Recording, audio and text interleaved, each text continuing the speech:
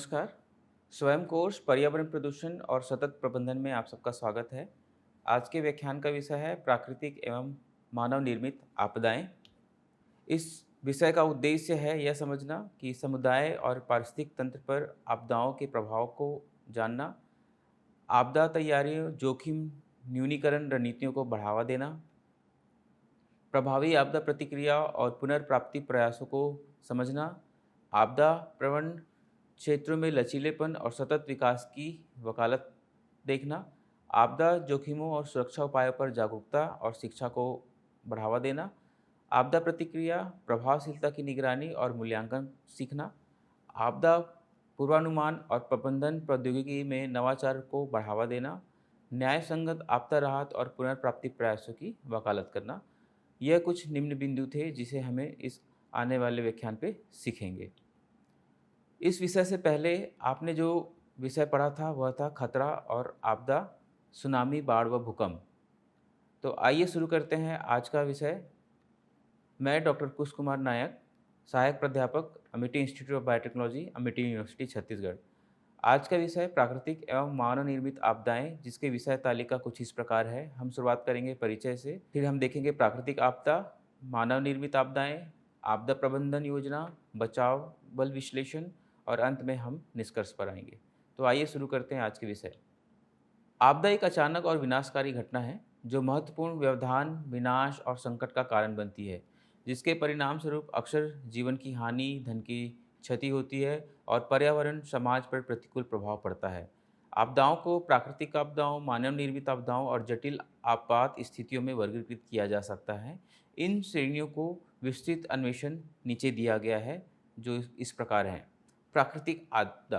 एक प्राकृतिक आपदा पृथ्वी की प्राकृतिक प्रक्रियाओं से उत्पन्न एक महत्वपूर्ण घटना है और जिसके परिणाम स्वरूप गंभीर पर्यावरणीय क्षति होती है और अक्सर जीवन की हानि, आबादी का विस्थापन, आर्थिक व्यवधान होता है। प्राकृतिक आपदाओं में प्राकृतिक शब्द बहस का विषय रहा है, क्योंकि ये घटनाएं हालांकि प्राकृतिक घटनाओं के कारण घटित होती है, तब तक स्वाभाविक रूप से खतरे आपदा नहीं बनती, जब तक कि वे मानव आबादी या बुनियादी ढांचे को प्रभावित ना करें। यहाँ इस अवधारणा का अधिक गहन अन्वेषण दिया गया है। प्राकृतिक आपदाओं की विशेषता क्या होती है, आइए समझें। पहली विशेषता, कारण और ट्रिगर। भूभौतिक घटनाएं, भूकंप, ज्वालामुखी विस्फोट, सुनामी और भूस्खलन पृथ्वी की पपड़ी में हलचल या ऊर्जा के अचानक कारण जारी होने के कारण होते हैं। जल मौसम विज्ञान संबंधी घटनाएं जैसे तूफान, चक्रवात, बाढ़, सूखा, जंगल की आग मौसम के पैटर्न से प्रभावित होती है। समुद्री स्थितियां और वायुमंडलीय गड़बड़ी। जैविक घटनाएं जैसे फसलों और पारिस्थितिक तंत्र को प्रभावित करने वाली बीमारियां या संक्रमण के प्रकोप को भी प्राकृतिक आपदा का हिस्सा माना जाता है। दूसरा बिंदु, मानव समाज पर प्रभाव, जीवन की हानि और चोट। प्राकृतिक आपदाएं इमारतों को के ढहने, बाढ़, भूस्खलन या गिरते मलबे जैसे प्रत्यक्ष प्रभाव के कारण तत्काल हताहत हो सकती है। विस्थापन और प्रवासन, लोगों को अस्थायी या स्थायी रूप से खाली करने या स्थानांतरित करने के लिए मजबूर किया जा सकता है। नष्ट हुए घरों या सुरक्षित रहने की स्थिति के कारण। आर्थिक व्यवधान, बुनियादी ढांचे, कृषि व्यवसायों को नुकसान और आपूर्ति श्रृंखलाओं में व्यवधान से आर्थिक नुकसान होता है और स्थानीय और राष्ट्रीय अर्थव्यवस्थाओं पर दीर्घकालिक प्रभाव पड़ता है। पर्यावरण परिणाम, प्राकृतिक आपदाएं हो सकती हैं प्रदूषण, आवास, निवास, जैव विविधता की हानि और पारिस्थितिकी तंत्र में दीर्घकालिक परिवर्तन। तीसरा बिंदु, मानवीय भागीदारी और धारणा। जबकि प्राकृतिक आपदाएं प्राकृतिक प्रक्रियाओं से उत्पन्न होती है, आपदाओं के रूप में नामकरण मानव आबादी के साथ उनकी बातचीत पर निर्भर करता है। इसके कुछ प्रमुख पहलू इस प्रकार हैं, जैसे संवेदनशीलता, खतरा प्रवण क्षेत्र जैसे कि तूफान या भूकंप क्षेत्र की संभावना वाले समुद्र तट। इनमें मानव बस्तियां प्राकृतिक आपदाओं के प्रति अधिक संवेदनशील होती है और इनकी संवेदनशीलता को यह बढ़ाती है। संकट, संवेदनशील क्षेत्रों में जनसंख्या वृद्धि, शहरीकरण और बुनियादी ढांचे का विकास संभावित प्रभाव को बढ़ाता है। तैयारी और प्रतिक्रिया, पर्याप्त तैयारी, प्रारंभिक चेतावनी प्रणाली, आपदा प्रतिक्रिया योजना और लचीला बुनियादी ढांचा प्राकृतिक आपदाओं के प्रभाव को कम कर सकता है। विभिन्न प्रकार की प्राकृतिक आपदाएं कौन सी हो सकती हैं? यह सुनामी, तूफान और चक्रवात, भूकंप, हिमस्खलन, ज्वालामुखी, भूस्खलन, बाढ़, सूखा या जंगल की आग, इनमें से कोई भी हो सकता है। तो आइए इन तथ्यों को एक एक कर समझते हैं। शुरुआत करते हैं सुनामी से। सुनामी समुद्र तल के अचानक विस्थापन, ज्वालामुखी विस्फोट या पानी के नीचे भूस्खलन से उत्पन्न होने वाली बड़ी समुद्री लहरें हैं। ये शक्तिशाली लहरें पूरे समुद्री बेसिनों में तेज गति से यात्रा कर सकती हैं और तटीय क्षेत्रों तक पहुंचने पर वे व्यापक तबाही का कारण बनती हैं। सुनामी के कारणों, प्रभावों और शमन रणनीतियों को समझना दुनिया भर के तटीय समुदायों के लिए महत्वपूर्ण विषय रहा है। सुनामी के कारण क्या हो सकते हैं? जैसे भूकंप, पनडुब्बी भूकंप, विशेष रूप से टेक्टोनिक प्लेट आंदोलनों से जुड़े भूकंप सुनामी का सबसे आम कारण है। जब भूकंप के दौरान समुद्र तल पर अचानक ऊपर उठता है या नीचे की ओर जाता है, तो यह बड़ी मात्रा में पानी को विस्थापित करता है, जिससे सुनामी लहरें पैदा होती है। दूसरा कारण ज्वालामुखी विस्फोट। पानी के नीचे ज्वालामुखी विस्फोट भी स्फोटक बल के माध्यम से पानी को विस्थापित करके या ज्वालामुखी संरचनाओं को ढाकर सुनामी को ट्रिगर करता है। पानी के नीचे का भूस्खलन, पनडुब्बी भूस्खलन, जो अक्सर भूकंप या ज्वालामुखी गतिविधि के कारण होता है, बड़ी मात्रा में पानी को विस्थापित करता है और सुनामी उत्पन्न करता है। उल्कापिंड का प्रभाव। हालांकि यह गतिविधि दुर्लभ है, समुद्र में एक बड़े उल्कापिंड या क्षुद्रग्रह का प्रभाव सुनामी पैदा कर सकता है। सुनामी के प्रभाव क्या हो सकते हैं? मानव पर प्रभाव, जैसे जीवन की हानि। सुनामी बड़े पैमाने पर जनहानि का कारण बनती है, विशेष रूप से सीमित चेतावनी प्रणाली के साथ घनी आबादी वाले तटीय क्षेत्रों में। चोटें और आघात। जीवित बचे लोग अक्सर लंबे समय तक मनोवैज्ञानिक आघात के साथ मलबे और बाढ़ से चोटों का सामना करते हैं। विस्थापन। कई सुनामी से हुई क्षति के कारण लोगों को अस्थायी या कभी-कभी स्थायी रूप से अपने घर खाली करने के लिए मजबूर होना पड़ता है। बुनियादी ढांचे और संपत्ति का नुकसान, जैसे भवन और बुनियादी ढांचा और आर्थिक प्रभाव। सुनामी लहरें और बाढ़ के कारण तटीय संरचना, बंदरगाह, घर और व्यवसाय गंभीर रूप से क्षतिग्रस्त या नष्ट होते हैं। स्थानीय अर्थव्यवस्था बाधित होती है, पर्यटन, मत्स्य पालन, व्यापार से पीड़ित हो सकती हैं एवं यह गतिविधियां बंद हो सकती हैं। पर्यावरण पर होने वाले प्रभाव। पारिस्थितिकी तंत्र का विनाश। सुनामी लहरों के बल और बाढ़ से तटीय आवास, समुद्र जीवन और प्रवाल भित्तियां महत्वपूर्ण रूप से प्रभावित होती है। प्रदूषण का खतरा। सुनामी लहरों द्वारा अंतर्देशीय लाए गए मलबे, प्रदूषक और प्रदूषकों का पर्यावरणीय प्रभाव लंबे समय तक बना रह सकता है। तो सुनामी से होने वाले समस्याओं की शमन रणनीतियाँ क्या हो सकती हैं, यह समझते हैं। प्रारंभिक चेतावनी प्रणाली। आसन्न सुनामी के बारे में तटीय समुदायों को सचेत करने के लिए भूकंपीय निगरानी, समुद्री प्लव और संचार नेटवर्क के साथ सुनामी चेतावनी प्रणाली लागू करना। भूमि उपयोग योजना। उच्च जोखिम वाले तटीय क्षेत्रों में विकास को प्रतिबंधित करना और लचीला बुनियादी ढांचा डिजाइन करना, जो सुनामी के प्रभावों का सामना कर सकता है। सार्वजनिक जागरूकता और शिक्षा। हताहत की संख्या को कम करने के लिए और तैयारियों को बढ़ाने के लिए समुदायों को सुनामी के जोखिमों, निकासी प्रक्रियाओं और सुरक्षा उपायों के बारे में शिक्षित करना। अंतर्राष्ट्रीय सहयोग। आपदा तैयारी और प्रतिक्रिया के लिए डेटा, संसाधन और सर्वोत्तम प्रथाओं को साझा करने के लिए सुनामी प्रवण क्षेत्रों में देशों के बीच सहयोग की सुविधा प्रदान करना। आइए सुनामी को एक छोटे से केस स्टडी से समझते हैं। 2004 हिंद महासागर सुनामी पृष्ठभूमि। तो 26 दिसंबर 2004 को इंडोनेशिया के सुमात्रा तट पर 9.1 से 9.3 की तीव्रता वाला एक भूकंप आया था। इस भूकंप के विनाशकारी सुनामी की एक श्रृंखला शुरू कर दी थी, जिसे हिंद महासागर के आसपास के देशों को प्रभावित किया था। सुनामी के परिणामस्वरूप 14 देश में लगभग 2,30,000 से 2,80,000 मौतें हुई थीं, जिससे रिकॉर्ड किए गए इतिहास में सबसे घातक प्राकृतिक आपदाओं में से एक माना गया है। इसका कारण 2004 हिंद महासागर की सुनामी फॉल्ट लाइन के साथ समुद्र के अंदर एक बड़े भूकंप के कारण हुई थी, जहां भारतीय प्लेट नीचे खिसक गई थी। बर्मा प्लेट, टेक्टोनिक प्लेट की इस अचानक गति ने भारी मात्रा में पानी को विस्थापित किया था, जिससे सुनामी की लहरें उत्पन्न हुई थी, जो पूरे हिंद महासागर में फैली थी। अगला कारण है जिससे समस्याएं पैदा होती है, वो है तूफान और चक्रवात। तूफान और चक्रवात शक्तिशाली उष्णकटिबंधीय तूफान हैं, जो तेज हवाएं, भारी वर्षा, तूफानी लहरों की विशेषता रखते हैं। ये तूफान भूमध्य रेखा के पास गर्म समुद्री जल के ऊपर बनते हैं और तटीय क्षेत्रों और द्वीपों को व्यापक नुकसान पहुंचाते हैं। कमजोर आबादी की रक्षा करने और आपदा जोखिम को कम करने के लिए इनके कारण, प्रभाव और समन्वय रणनीतियों को समझना महत्वपूर्ण है। तो आइए समझते हैं तूफान और चक्रवात के कारण, प्रभाव और समन्वय रणनीतियों को।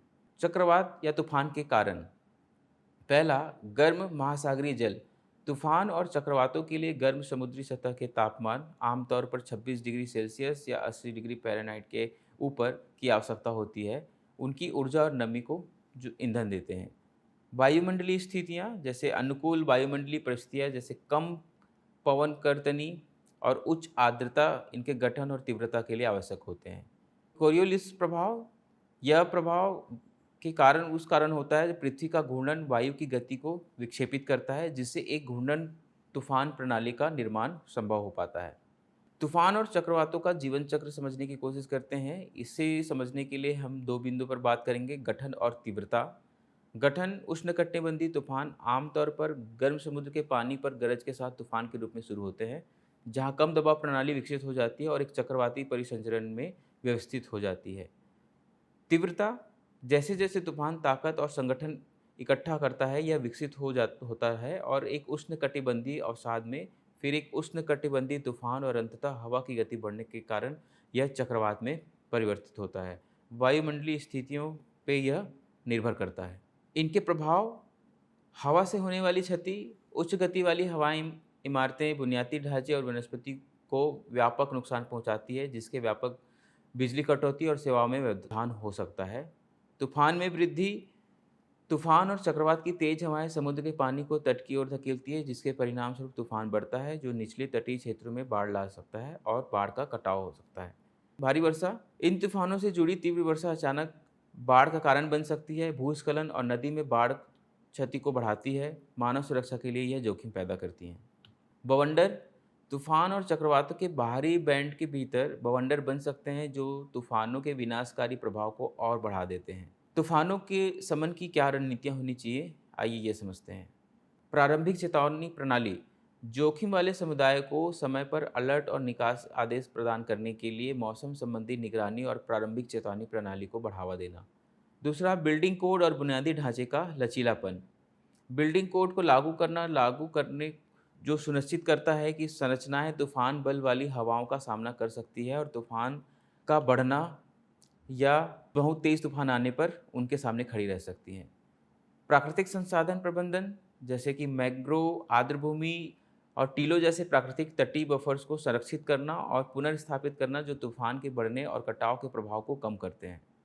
सामुदायिक तैयारी और शिक्षा, निवासियों को तूफान की जोखिम निकास मार्ग के बारे में शिक्षित करना, आपातकालीन आश्रय और आपदा तैयारी किट के बारे में जानकारी देना। आइए एक तूफान को केस स्टडी के थ्रू समझते हैं। तो एग्जाम्पल के लिए है आपका तूफान कैटरीना, जो 2005 में आया था। तूफान कैटरीना अमेरिकी इतिहास के सबसे विनाशकारी तूफानों में से एक माना गया है, जो अगस्त 2005 में खाड़ी तट पर आया था। यह बहामास के ऊपर एक उष्णकटिबंधीय अवसाद के रूप में उत्पन्न हुआ और बनने से पहले तेजी से श्रेणी 5 के तूफान में बदल गया।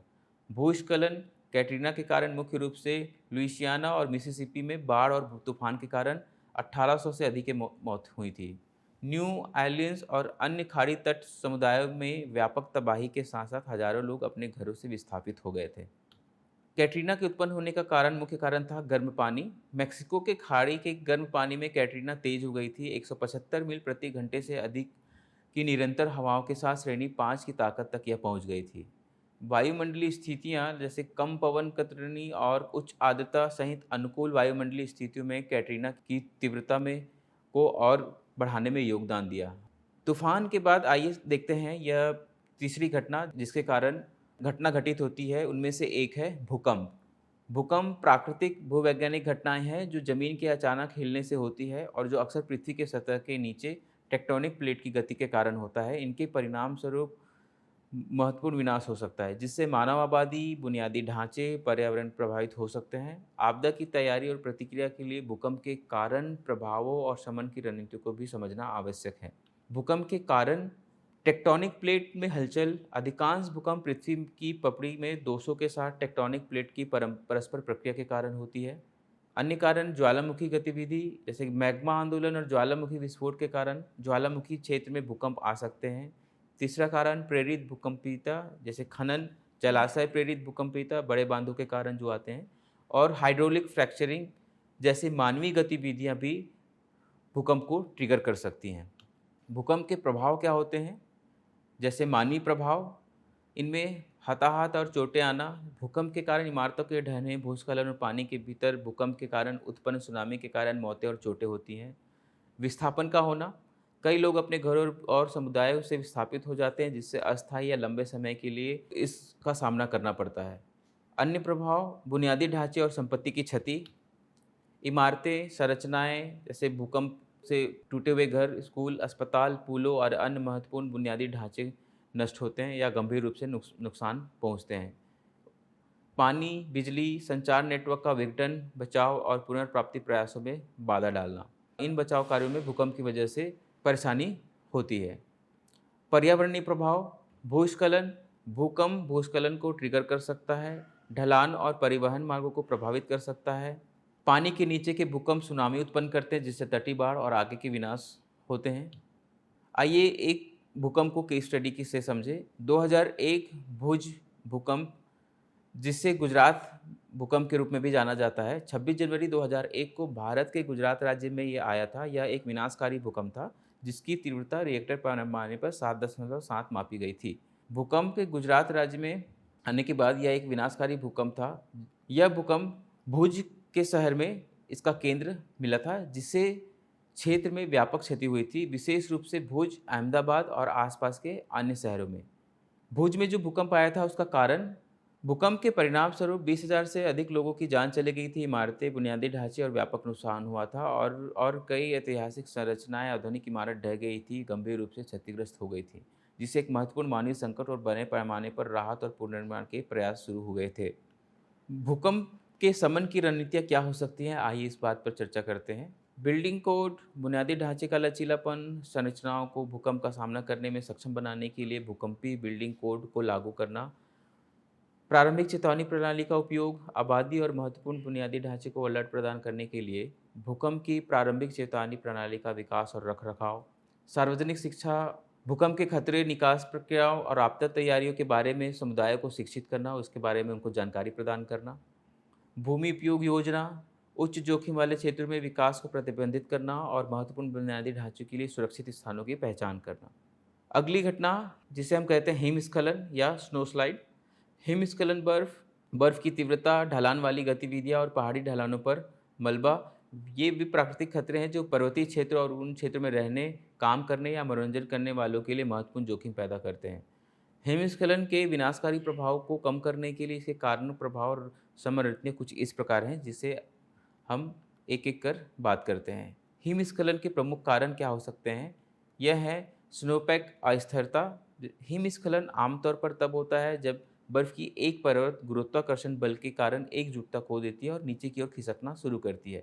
बर्फ की अस्थिरता में योगदान देने वाले कारक कुछ इस तरह हैं, जैसे बर्फबारी की तीव्रता और संचय। बर्फबारी नीचे की कमजोर परतों पर अधिकतर दबाव डालती है, जिससे हिमस्खलन का खतरा बढ़ता है। हवा बर्फ को असमान रूप से जमा कर सकती है, जिससे हवा के स्लैब बनते हैं, जिससे हिमस्खलन होने का खतरा बढ़ता है। तापमान में बदलाव, तेजी से तापमान में उतार चढ़ाव, बर्फ की परतें कमजोर हो सकती है, जिससे अस्थिरता पैदा होता है। इलाके की विशेषता, यह भी एक प्रमुख कारण है हिमस्खलन के लिए। खड़ी ढलानों, आमतौर पर 30 डिग्री या 45 डिग्री के बीच पर हिमस्खलन की संभावना अधिक होती है, जहां गुरुत्वाकर्षण बल स्नोपैक की एकजुट ताकत पर काबू पा सकते हैं और हिमस्खलन की शुरुआत कर सकते हैं। तीसरा कारण है मानव गतिविधि। स्कीइंग जैसी गतिविधियां, स्नोबोर्डिंग, स्नो ब्लीडिंग और यहाँ तक कि निर्माण या सड़क रखरखाव भी अनजाने में स्नोपैक को परेशान करके हिमस्खलन को ट्रिगर करता है। अगला उदाहरण है ज्वालामुखी। ज्वालामुखी भूवैज्ञानिक संरचनाएं हैं जो पृथ्वी की सतह के नीचे मैग्मा, गैस और राख को निकालकर इसकी सतह पर ले आती है। यह प्राकृतिक घटनाएं आसपास के वातावरण, पारिस्थितिकी तंत्र और मानव आबादी पर महत्वपूर्ण प्रभाव डालती है। आपदा की तैयारी और प्रतिक्रिया के लिए ज्वालामुखी गतिविधियों से संबंधित कारण, प्रभाव और समरणनीतियाँ कुछ इस प्रकार हैं, जो नीचे दर्शाए गए हैं। प्रमुख कारण जिसकी वजह से ज्वालामुखी उत्पन्न होता है, यह है पहला, टेक्टोनिक प्लेट आंदोलन। अधिकांश ज्वालामुखी गतिविधि टेक्टोनिक प्लेट सीमाओं पर होती हैं, जिसके प्रमुख कारण हैं अभिसरण सीमाएं, जहां एक टेक्टोनिक प्लेट दूसरे के नीचे डूब जाती है, जिससे मैग्मा उत्पन्न होता है और ज्वालामुखी स्फोट शुरू होता है। उदाहरण के लिए रिंग ऑफ फायर। दूसरा कारक अपसारी सीमाएं, जहां टेक्टोनिक प्लेटें अलग अलग होती हैं, जिससे मेंटल से मैग्मा ऊपर उठता है और नई परत बनाता है। उदाहरण के लिए मध्य अटलांटिक रीज। तीसरा कारक हॉटस्पॉट का बनना। स्थानीयकृत ज्वालामुखी गतिविधि के क्षेत्र सीधे प्लेट सीमाओं से जुड़े नहीं होते, जो अक्सर मेंटल प्लम के कारण होते हैं, उदाहरण के लिए हवाई द्वीप। दूसरा प्रमुख कारण मैग्मा संरचना। मैग्मा का प्रकार जैसे सिलिका सामग्री या चिपचिपापन ज्वालामुखी विस्फोट की विस्फोटकता और शैली को प्रभावित करता है। उच्च सिलिका मैग्मा अधिक चिपचिपा होता है और विस्फोट का कारण बन सकता है, जबकि कम सिलिका मैग्मा अधिक आसानी से बहता है। तीसरा कारण ज्वालामुखी ट्रिगर करना। विस्फोट ऐसे कारकों से भी शुरू हो सकते हैं जिनकी वजह से दबाव में परिवर्तन आता है। मैग्मा कक्षों के भीतर दबाव में परिवर्तन होना विस्फोटकों का कारण बनता है। जल घुसपैठ होना। मैग्मा के साथ पानी के मिश्रण से भाप से चलने वाले विस्फोट, जिसे हम फाइटेक या फ्यूटोमैग्नेटिक कहते हैं, हो सकते हैं, ज्वालामुखी विस्फोट के कारण बनते हैं। कुछ अन्य प्रभाव जो ज्वालामुखी विस्फोट की वजह से उत्पन्न होते हैं। पहला, मानव प्रभाव, हताहत और चोटें। विस्फोट से पायरोक्लास्टिक प्रवाह, लहर के कारण मृत्यु और चोटें हो सकती हैं। और कीचड़ का प्रवाह उत्पन्न होना। विस्फोट से राख और ज्वालामुखी गैसों का वातावरण में आना। विस्थापन, विस्फोटों के दौरान सक्रिय ज्वालामुखी के पास रहने वाले समुदाय का निष्कासन और विस्थापन आम बात है। स्वास्थ्य जोखिम होना। ज्वालामुखी राख और गैस श्वसन संबंधी खतरे पैदा करती है और जल स्रोतों को दूषित करती है, जिससे सार्वजनिक स्वास्थ्य प्रभावित होता है। इसकी वजह से बुनियादी ढांचे और संपत्ति की क्षति होती है। इमारतें और बुनियादी ढांचों का नुकसान होना। राख, लहर और पायरोप्लास्टिक प्रवाह घरों, सड़कों, पुलों एंड इसके अलावा उपयोग करने लायक सामानों का नुकसान पहुंचाते हैं और ये पूरी तरह से नष्ट कर देते हैं। कृषि में हानि। राख गिरने से बाधित कृषि गतिविधियों के कारण फसल क्षति और पशुधन की हानि होती है। इसके अलावा पर्यावरण प्रभाव भी होते हैं, जैसे पारिस्थितिकी तंत्र में गड़बड़ी और जलवायु का प्रभाव। विस्फोटक आवासों को नष्ट करते हैं, परिधि से बदल सकते हैं और प्रभावित क्षेत्रों में जैव विविधता को प्रभावित करते हैं। बड़े ज्वालामुखी विस्फोट वायुमंडल में राख और गैसों को इंजेक्ट करते हैं, सूरज की रोशनी को अवरुद्ध करते हैं, अस्थायी शीतलन पैदा करके वैश्विक जलवायु परिवर्तन को प्रभावित करते हैं। आइए इसे समझते हैं केस स्टडी से, जिसे माउंट पिनातुबो विस्फोट के नाम से जानते हैं, जो 1991 में हुआ था। फिलीपींस में 15 जून 1991 को लुजोन द्वीप पर स्थित माउंट पिनातुबो सदियों से शांति के बाद विस्फोट के रूप में फट गया था। विस्फोट का महत्वपूर्ण वैश्विक जलवायु और पर्यावरणीय प्रभाव पड़ा था। विस्फोट और उसके परिणाम के कारण लगभग 800 मौतें हुई थी और राख लहरों के कारण हजारों लोग अपने घरों से विस्थापित हो गए थे। इसका मुख्य कारण माउंट पिनातुबो का विस्फोट फिलीपीन सागर प्लेट और यूरेशियन प्लेट के अभिसरण से शुरू हुआ था, जिससे निर्माण हुआ यह ज्वालामुखी। ज्वालामुखी के नीचे मैग्मा का निर्माण होने के पश्चात विस्फोट से पहले कई हफ्तों तक भूकंपीय गतिविधि और भाप का विस्फोट हुआ था, जो मैग्मा की गतिविधि और ज्वालामुखी अशांति का संकेत दिया था। अगली गतिविधि भूस्खलन। भूस्खलन एक ढलान से चट्टान, मिट्टी और मलबे का अचानक और अक्सर तेजी से खिसकना होता है। वे प्राकृतिक भूवैज्ञानिक खतरे हैं जो पहाड़ और तटीय क्षेत्रों के साथ साथ निर्माण और वनों की कटाई जैसे मानवीय गतिविधियों से प्रभावित क्षेत्रों में होते हैं। भूस्खलन का समुदायों, बुनियादी ढांचे, पर्यावरण पर महत्वपूर्ण प्रभाव पड़ता है। आपदा की तैयारी और प्रक्रिया के लिए उनके कारण और प्रभाव संबंध रणनीतियाँ कुछ इस प्रकार हैं। भूस्खलन के प्रमुख कारण भारी वर्षा।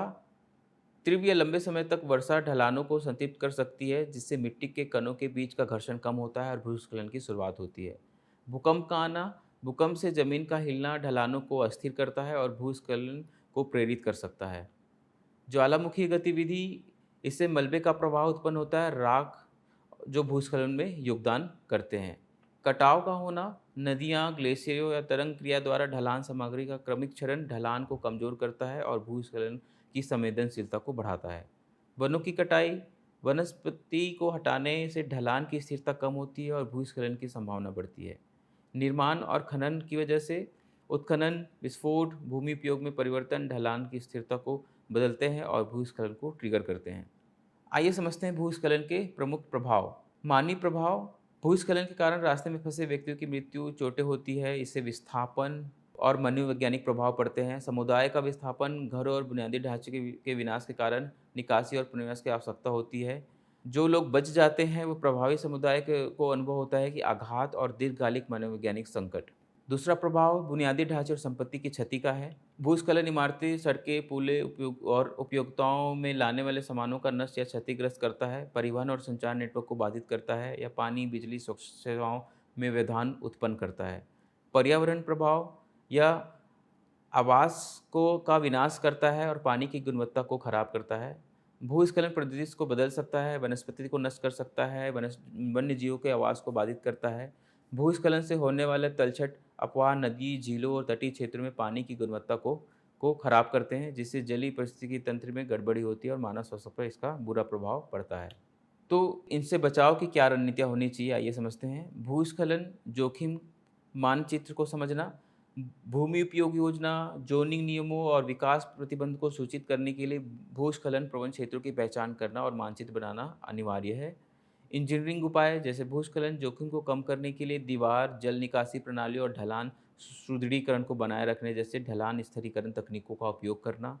प्रारंभिक चेतावनी प्रणाली का उपयोग करना, जैसे संभावित भूस्खलन खतरों का पता लगाने, समय पर चेतावनी प्रदान करने के लिए वर्षा gauge, ground sensor, remote sensing प्रौद्योगिकियों सहित निगरानी नेटवर्क का विकास और रखरखाव का उपयोग करना।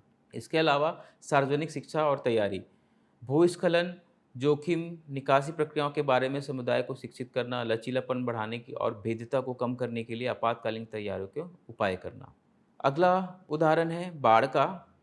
बाढ़ एक प्राकृतिक आपदा है जिसमें आमतौर पर सूक्ष्म भूमि या पर पानी का अति प्रवाह होता है, जिससे समुदाय, बुनियादी ढांचे और पर्यावरण को व्यापक नुकसान होता है। ये वैश्विक स्तर पर सबसे आम व्यापक प्राकृतिक खतरों में से है, जो हर साल लाखों लोगों को प्रभावित करते हैं। आपदा की तैयारी और प्रतिक्रिया के लिए बाढ़ से संबंधित कारणों, प्रभावों, समन्वय रणनीतियाँ कुछ इस प्रकार हैं। आइए इस पर चर्चा करें।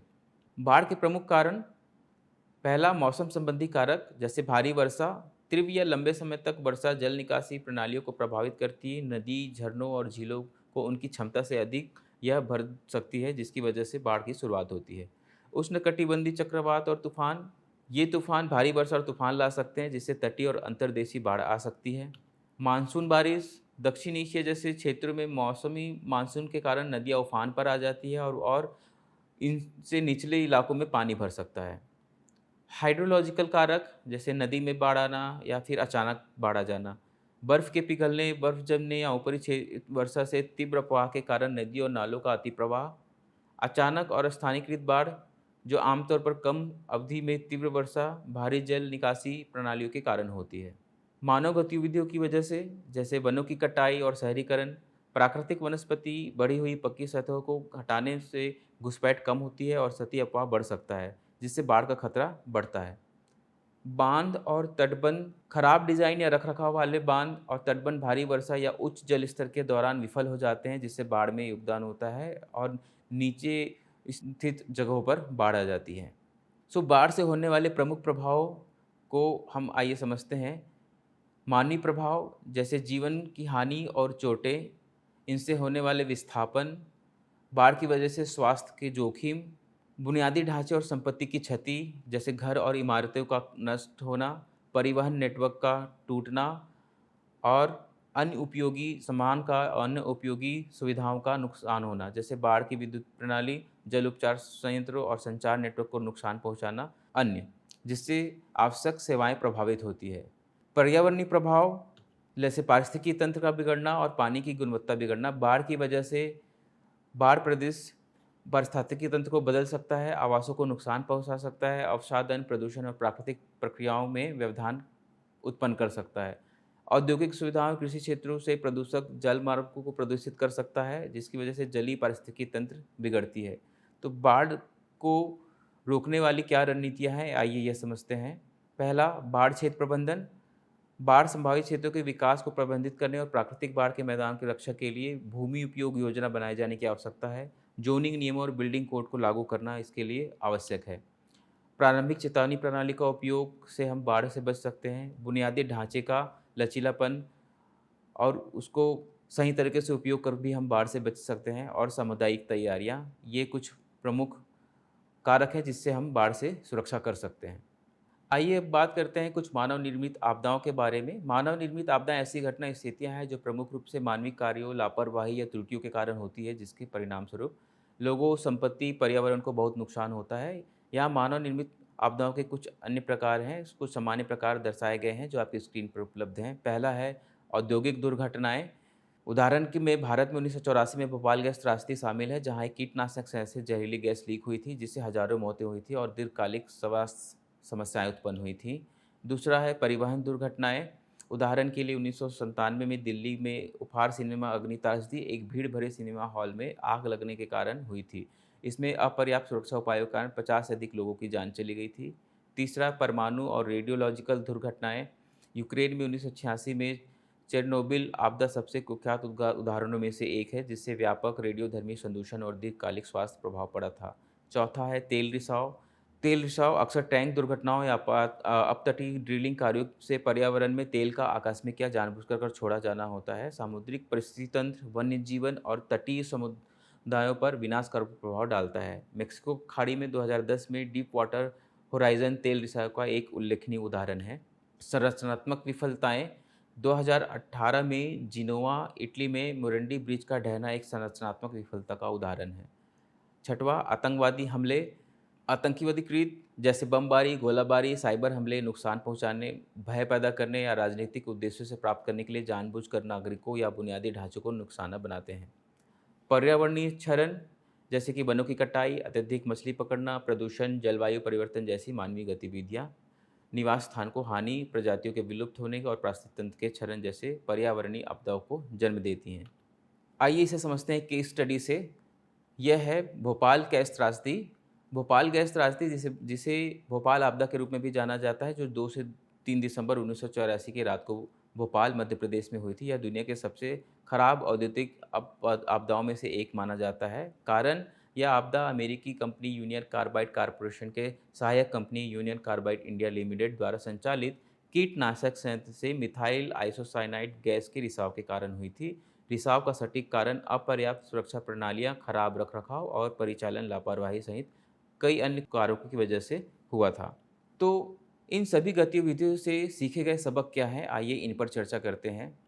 भोपाल गैस त्रासदी ने औद्योगिक संचालन में कड़े सुरक्षा उपायों, प्रभावी आपातकालीन प्रतिक्रियाओं, योजनाओं और कॉर्पोरेट जिम्मेदारी के महत्व को रेखांकित किया। इससे औद्योगिक दुर्घटनाओं को संभावित विनाशकारी परिणामों के बारे में जागरूकता बढ़ाई और पर्यावरणीय न्याय, कॉर्पोरेट दायित्व पर वैश्विक चर्चा को प्रभावित किया। आपदा प्रबंधन योजना एक व्यापक रणनीति और रूपरेखा है, जिससे विभिन्न प्रकार की आपदाओं और आपात स्थितियों को तैयार करने, प्रतिक्रिया देने, उसे उबरने के लिए डिज़ाइन किया गया है। यह जोखिमों को कम करने, जीवन संपत्ति के नुकसान को कम करने, प्रभावी प्रतिक्रिया, पुनर्प्राप्ति प्रयासों को सुविधाजनक बनाने के लिए एक प्रोटोकॉल, प्रक्रियाएं, भूमिकाएं और जिम्मेदारियों की रूपरेखा तैयार करता है। आपदा प्रबंधन योजना में आमतौर पर क्या शामिल होता है, इसका विस्तृत अवलोकन यहाँ दिया गया है। इनके प्रमुख घटक होते हैं जैसे जोखिम मूल्यांकन, जोखिम विश्लेषण, तैयारी रखना, प्रतिक्रिया करना, पुनर्प्राप्ति की योजना कर रखना, न्यूनीकरण बनाना, समन्वय और संचार के लिए व्यवस्था करना इत्यादि। आपदाओं के दौरान बचाव बल जीवन बचाने, तत्काल चिकित्सा सहायता प्रदान करने और प्रभावित व्यक्तियों की सुरक्षा और कल्याण सुनिश्चित करने में महत्वपूर्ण भूमिका निभाते हैं। यहाँ आपदाओं के दौरान बचाव दलों की जिम्मेदारी और संचालन का एक सिंहावलोकन दिया गया है। बचाव बलों की मुख्य जिम्मेदारियां कुछ इस प्रकार से हैं। पहला, खोज और बचाव अभियान करना। दूसरा, चिकित्सा सहायता प्रदान करना। तीसरा, निकासी और आश्रय प्रबंधन करना। चौथा, समन्वय और संचार सुचारित करना। पांचवा, टोही और आकलन की कार्य करना। छठवां, रसद और समर्थन पहुंचाना। इस पूरे विषय का निष्कर्ष यह निकलता है कि प्राकृतिक आपदाएं पृथ्वी की प्राकृतिक प्रक्रियाओं से आकार लेने वाली गहन घटनाएं हैं, जो अलग अलग गंभीरता के साथ मानव समाज को प्रभावित करती है। प्रभावी आपदा तैयारी, शमन और प्रतिक्रिया के लिए उन कारणों, प्रभावों और मानवीय गतिविधियों के साथ साथ परस्पर क्रिया को समझना महत्वपूर्ण है, जबकि प्राकृतिक स्तर पर बहस हो सकती है। मानव और प्राकृतिक दोनों प्रणालियों पर इस घटनाओं के प्रभाव को कम करने के लिए कमजोरियों को कम करने, लचीलापन बढ़ाने और सतत विकास प्रथाओं को बढ़ावा देने पर ध्यान केंद्रित करना आवश्यक है।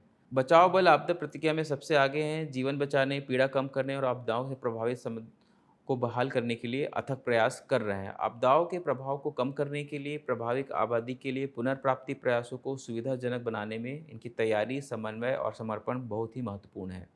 तो यह था आज के विषय के बारे में जानकारी। आने वाले व्याख्यान में आप पढ़ेंगे सुनामी 2004 एक केस स्टडी के बारे में। तब तक के लिए धन्यवाद।